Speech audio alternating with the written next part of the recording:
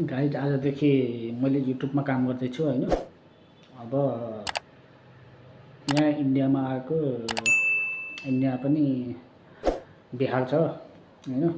घर बसो काम पाइएन, जागिर गर्न सकिएन, जागिर पाइएन।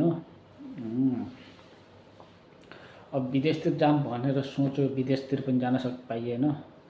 त्यसो जान्छु कल्पना गर्छु, फेरि सोच्छु यार यो खाडीको 42 डिग्री सहन सकिन्न कि जस्तो लाग्छ। अनि विदेश पनि सिर्फ कल्पना मात्रै भयो, गर्न केही सकिएन।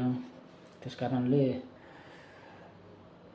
एउटा युट्युब च्यानल बनाउने निर्णय गरेको छु।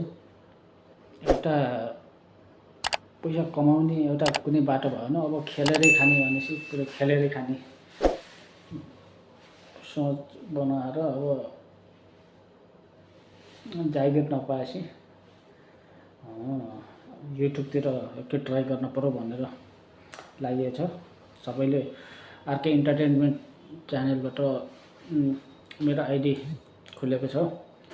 सबैले सपोर्ट गर्नु होला अनि सब्सक्राइब पनि गरिदिनु होला।